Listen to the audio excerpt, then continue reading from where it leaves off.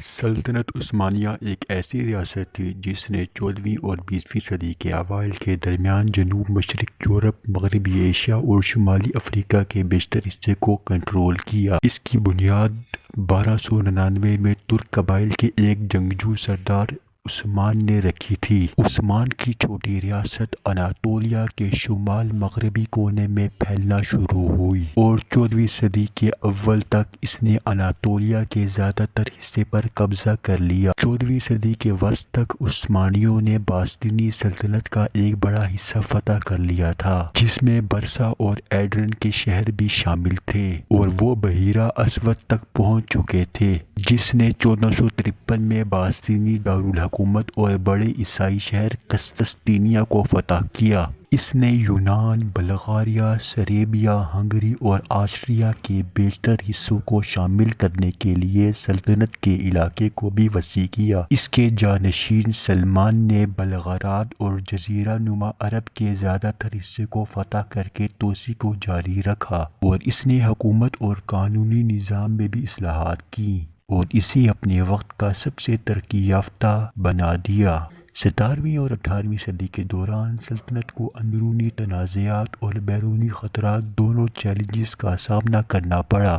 بشمول فارس اور روس کے ساتھ جنگیں بھی شروع ہو گئیں، تاہم یہ اپنی علاقائی سالمیت کو برقرار رکھنے میں کامیاب رہا اور خاص طور پر مشرق وسطی کی عرب سرزمینوں میں توسیع کرتا رہا۔ سلطنت 18ویں صدی کے اوائل میں احمد کی حکمرانی میں اپنے علاقائی عروج پر پہنچ گئی۔ 19ویں صدی میں سلطنت کو یورپی طاقتوں کے بڑھتے ہوئے دباؤ کا سامنا کرنا پڑا، جو اپنی سلطنتوں کو بڑھا رہے تھے اور خطے میں اثر و رسوخ کے لیے مقابلہ کر رہے تھے۔ اس کی وجہ سے سلطنت عثمانیہ کے لیے جنگوں اور علاقائی نقصانات کا سلسلہ شروع ہوا، جس میں یونان، سربیا، رومانیہ اور بلغاریہ کا نقصان بھی شامل ہے۔ سلطنت کو اندرونی تنازعات سے بھی نمٹنا پڑا، جیسے علی پاشا، ایک طاقتور البانوی حکمران کی قیادت میں بغاوت اور سلطنت کی مختلف نسلی اور مذہبی گروہوں کے درمیان قوم پرستی کی تحریکوں کا ابھرنا۔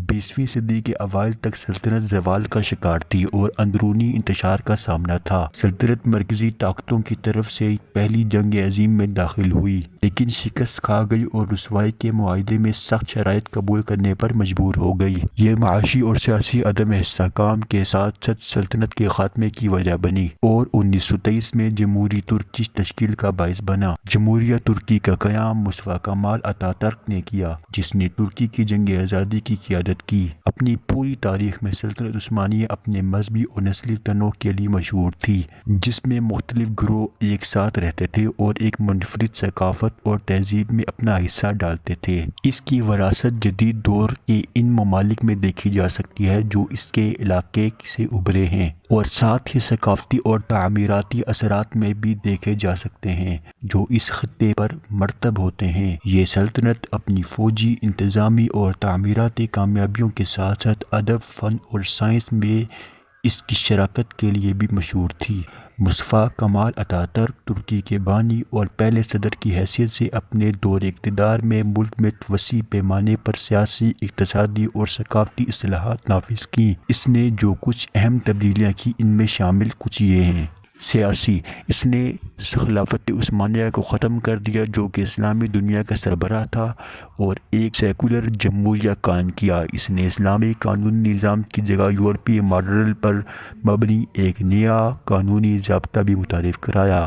اقتصادی: اس نے ترکی کو جدید اور صنعتی بنانے کے لیے پالیسیاں نافذ کی، جیسا کہ غیر ملکی سرمایہ کاری کو حوصلہ افزائی کی اور نئی صنعتوں کی ترقی کو فروغ دیا۔ سماجی: اس نے ترکی معاشرے کو جدید بنانے کے لیے وسیع مہم کے حصے کے طور پر روایتی سر ڈھانپنے والی فیس کو ختم کر دیا اور اس کی جگہ مغربی طرز کی ٹوپیاں لگا دیں۔